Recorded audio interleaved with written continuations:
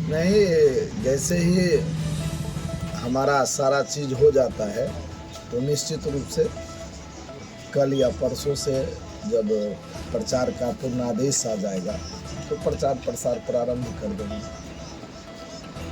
Social media के भी साथियों को धन्यवाद, इनको काहे नहीं छोड़ देते हैं। जनता की आवाज़ को सोशल मीडिया ही ऊपर तक पहुंचाया।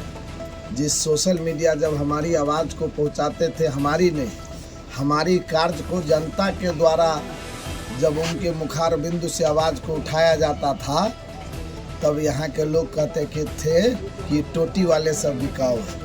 आज कह रहे हैं कि हम पूर्ण रूप से हम सोशल मीडिया के साथ हैं और आगे भी रहेंगे। इसीलिए आम जनताओं का उम्मीदवार हैं। गठबंधन के उम्मीदवार के साथ महागठबंधन हमें जनताओं के राय पर उम्मीदवार बनाया। इसीलिए महागठबंधन द्वारा जनताओं के राय से बना उम्मीदवार जनता का उम्मीदवार बना। इसीलिए हमारी लड़ाई किसी भी व्यक्ति से, किसी भी पार्टी से, किसी भी विचारधारा से नहीं है।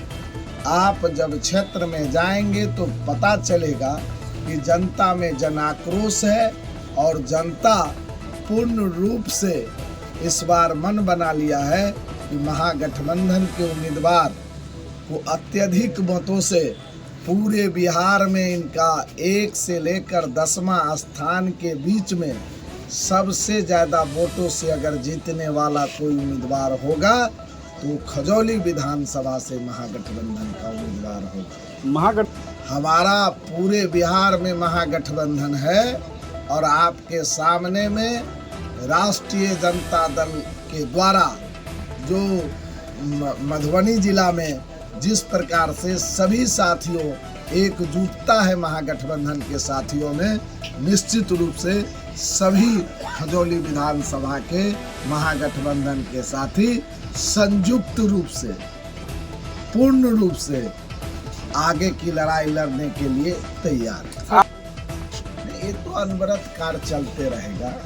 वो तो हम जब तक हैं, सांस हैं, इनको इस चुनाव से कोई लेना देना नहीं है। ब्लड डोनेट करना, ऑक्सीजन, इसके लिए अलग से टीम है, वो अपना करते रहता है और भविष्य की योजना है, इसको और मजबूत किया जाएगा। और इसमें जो प्रमुख मुद्दा है मेरा कि खजौली विधानसभा सहित पूरे जो भी महागठबंधन से लेकर सभी साथी को हम एकजुट होकर कहते हैं, गांव-गांव जाकर आम जनताओं से मिलकर आप आशीर्वाद ले। और निश्चित रूप से हमें आशीर्वाद भी मिल रहा है। हम जहां कहीं भी निकल रहे हैं जनसैलाब ही जनसैलाब नजर आ रहा है।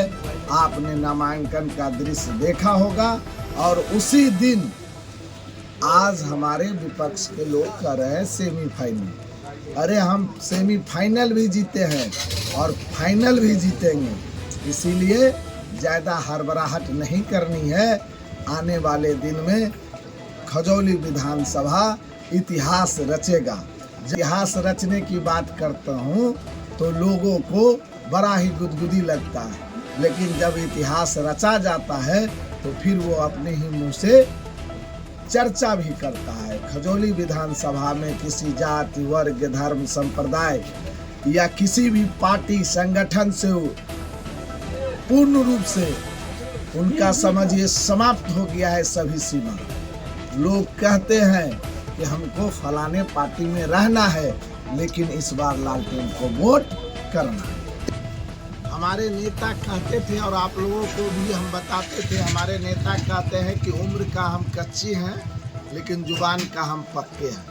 आपने कहा, सही कहा। आप देख लीजिए मधुबनी जिला में जो लौकहा सीट है वहाँ भरत भूषण मंडल जी को, फुलपरास में सुबोध मंडल जी को, मधुबनी में समीर महासेठ जी को, बिस्फी में आसिफ साहब को, हरलाखी में राकेश पांडे जी को, खजौली में ब्रज किशोर यादव को, आपको चले जाइए बाबूबरही में अरुण कुशवाहा को। तो इस तरह A to Z को साबित भी कर दिया है हमारे नेता। इसीलिए हमारे नेता के कथनी में और करनी में कोई अंतर नहीं है। हमारे नेता ने जो घोषणा किया है, चाहे वो बिजली पर, वृद्धा पेंशन पर, विकलांग पेंशन पर, नौजवानों के नौकरी के लिए, पलायन पर, वो सभी चीज़ें लागू होगी।